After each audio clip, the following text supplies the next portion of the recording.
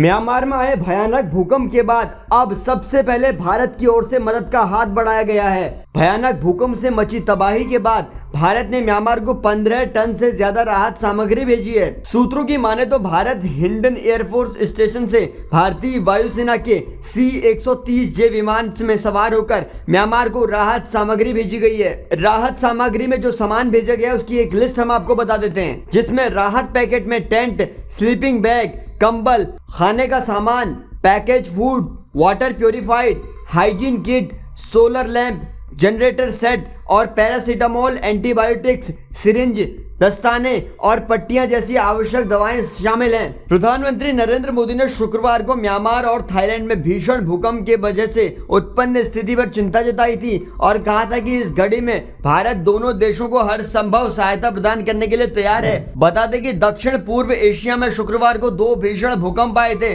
जिसकी वजह से थाईलैंड की राजधानी बैंकॉक और पड़ोसी देश म्यांमार में इमारतें हिल गई और लोगों को सुरक्षित स्थानों पर पहुंचाया गया। प्रधानमंत्री ने कहा कि म्यांमार और थाईलैंड में भूकंप के मद्देनजर पैदा हुई स्थिति से मैं चिंतित हूं। सभी की सुरक्षा और भलाई के लिए प्रार्थना करता हूं। भारत हर संभव मदद के लिए तैयार है।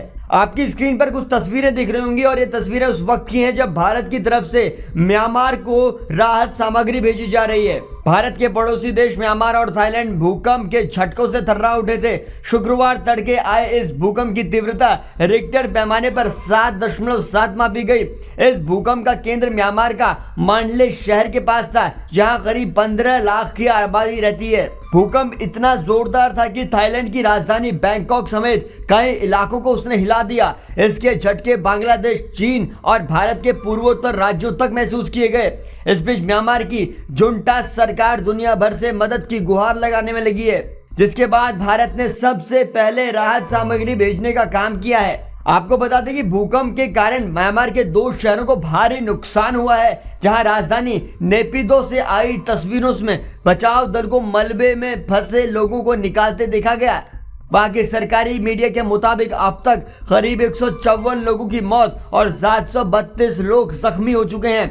बैंकॉक में एक निर्माणाधीन इमारत गिरने से 8 लोगों की मौत हो गई है, जहां 117 मजदूर अभी भी दबे बताए जा रहे हैं। अधिकारियों के मुताबिक थाईलैंड में कुल 3 निर्माण स्थलों पर मौतें हुई है। बचाव काम लगातार जारी है। फिलहाल म्यांमार में मौत का आंकड़ा लगातार बढ़ते जा रहा है। आपको बता दें कि म्यांमार के सैन्य शासक मिन आंग हलाइंग ने अंतर्राष्ट्रीय मदद की अपील की है, जिसके बाद भारत ने तुरंत सहायता भेजने की घोषणा की। विदेश मंत्रालय के सूत्रों के मुताबिक म्यांमार में आए भीषण भूकंप के मद्देनजर भारत करीब 15 टन राहत सामग्री भेज रहा है। ये सामग्री भारतीय वायुसेना यानी इंडियन एयरफोर्स के C-130J विमान के जरिए हिंडन एयरबेस से रवाना की गई है। इस राहत सामग्री में तंबू, स्लीपिंग बैग, कंबल, तुरंत खाने योग्य भोजन, water purified, hygiene kit, solar lamp, generator set और आवश्यक दवाएं शामिल हैं, जिनमें paracetamol, antibiotics, cannula, syringe, gloves, cotton bandage, urine bag सामान मौजूद है। आपको बता दें कि भारत पहले ही म्यांमार और थाईलैंड में भूकंप प्रभावित लोगों की सहायता के लिए तैयार रहने का आश्वासन दे चुका है। प्रधानमंत्री नरेंद्र मोदी ने कहा कि भारत हर संभव सहायता प्रदान करेगा। प्रधानमंत्री नरेंद्र मोदी सोशल मीडिया पर लिखते हैं कि म्यांमार और थाईलैंड में भूकंप की स्थिति को लेकर वो चिंतित हैं, सभी की सुरक्षा और कुशलता की कामना करते हैं। भारत हर संभव मदद के लिए तैयार है। विदेश मंत्रालय को दोनों सरकारों के संपर्क में रहने के निर्देश भी दिए गए हैं।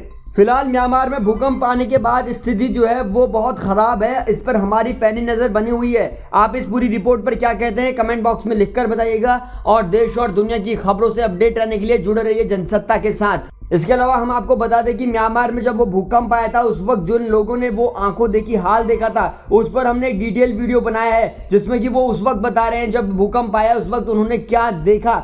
ये पूरा वीडियो का लिंक आपको डिस्क्रिप्शन बॉक्स में मिल जाएगा, आप वहां से देख सकते हैं।